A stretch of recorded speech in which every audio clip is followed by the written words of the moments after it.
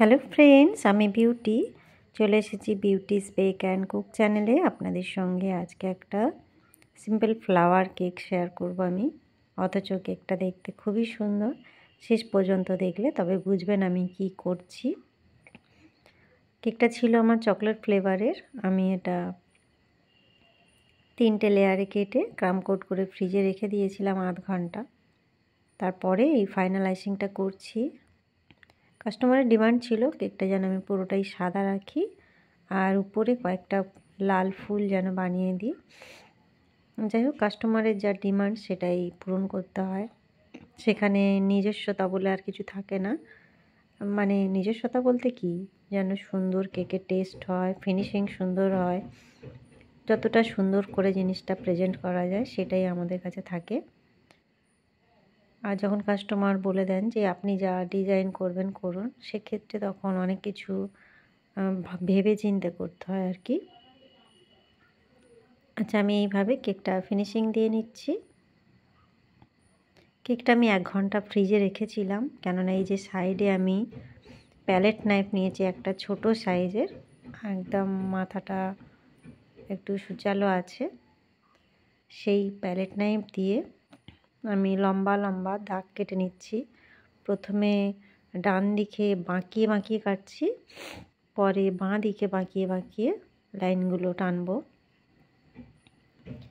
এই রকম palette knife না থাকলে কোনো অসুবিধা নেই। কোনো কার্ডবোর্ড, তাস, এটিএম কার্ড মোটামুটি মানে সোজা হয়ে থাকবে সেই রকম কিছু নিয়ে কাজগুলো করলে হয়ে যাবে আর কি ডিজাইনটা।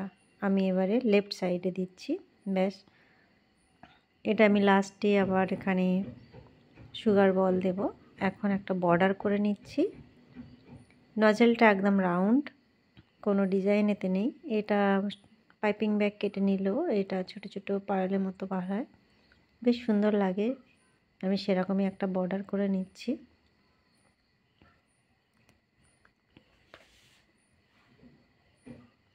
আমি এর আগেও বেশ কয়েকটা সিম্পলের উপরে আপনাদের সঙ্গে কেক শেয়ার করেছি, যারা বিগিনার্স আর কি, সেগুলো দেখলে ইজিলি করে নিতে পারবে আমি আশা করি।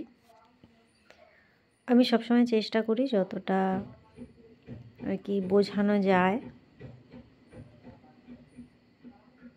সবসময় আর কি হয়ে ওঠে না। যখন আমি টাইম পাই তখন একটু ধীরে ধীরে দেখাই। ডেলি কাজের পরে এডিটিং করে ভয়েস ওভার দিতে সত্যিকার অনেকটাই সময়ের ব্যাপার। তবু চেষ্টা করি যতটা আপনাদের সঙ্গে শেয়ার করা যায়। আমি উপরে একইভাবে একটা বর্ডার করে নিলাম। এই যে এইবারে আমি কয়েকটা ফুল বানিয়ে নেব। ক্রিমে আমি রেড কালার মিক্সড করেছি। এটা নূর আর 11 নজেল দিয়ে করছি। বেশ 4-5টা রোজ আমি বানাবো। বেশি বড় সাইজ করব না, একদম মিডিয়াম সাইজের করব। এই নজল দিয়ে করলে আর কি একটু পাপড়িগুলো বেশি বানাতে লাগে। যদি বড় সাইজের রোজ নজল হয় সেক্ষেত্রে এতগুলো পাপড়ি বানাতে লাগে না। মাঝখানটা একটু ক্রিম দিয়ে নিচ্ছি, কেননা এখানে চারিদিকে রোজগুলো বসিয়ে মাঝে একটা রোজ দেব আমি। প্রথমে এটা মাঝখানে আমি বসিয়েছিলাম, পরে আমি এটাকে সরিয়ে দিয়েছিলাম সাইডে। আমি সেই জন্যই বলি যে সবসময় একটু ক্রিম দিয়ে বসালে পরবর্তী সময়ে যদি ওটাকে সরাতে লাগে কোনো রকম অসুবিধা হয় না। সেটাই আমি আজকে দেখাবো কি করলাম আমি রোজটাকে। এই যে সাইডে একটা রোজ বসিয়ে নিয়েছি, নিয়ে আমার মনে হলো মাঝখানেরটা এক্ষুনি না দিয়ে সবার লাস্টে দেবো বলে আস্তে করে তাকে ঠেলে আমি সরিয়ে দিলাম। কোনো সমস্যা এখানে আমার হয়নি। প্রতিবার আমি কথাটা বলি, কিন্তু আজকে সেটা আমি দেখালাম কিভাবে আমি এটাকে সরিয়ে দিয়েছি। এটা যদি ফ্ল্যাট জায়গায় আমি বসিয়ে দিতাম তাহলে রোজটা পুরোটাই তুলে নিয়ে আমাকে আবার নতুন করে রোজ বানিয়ে ওখানে আরেকটা দিতে হতো। যাই হোক, একে একে আমি বেশ কয়েকটা রোজ বসিয়ে নিয়েছি। এইবারে একটা ছোট সাইজের লিফ নজল নিয়েছি, নিয়ে পাতা করে নিচ্ছি।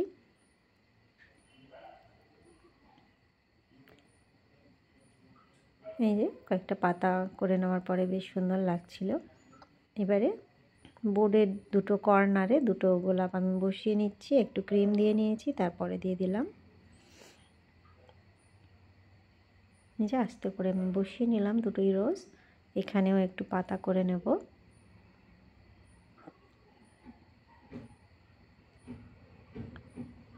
নিচে যখনই কোনো ফুল দেওয়ার প্ল্যান করবেন একটু বোর্ডটা বড় নিলে সেখানে কাজ করতে সুবিধা হয়, কেননা বক্স যখনই আপনি সেট করবেন বক্সের গায়ে কেকটা লেগে যেতে পারে, সেটাও খেয়াল রাখতে হবে যে আমার কেকটা পুরোপুরি বক্সের মধ্যে আসবে কি না। এখানে কয়েকটা গোল্ডেন সুগার বল নিয়েছি আর একটা চিমটা দিয়ে আমি একটা একটা করে ধরে বসিয়ে নিচ্ছি। এটা একটু টাইম লাগে আর কি, একটা একটা করে তুলে তুলে বসাতে। আমি লাস্টে হাত দিয়েই শুরু করে দিয়েছি, কেননা চিমটা দিয়ে যথেষ্ট টাইম লাগছিল। এই হলো আমার কেকের ফাইনাল লুক বন্ধুরা।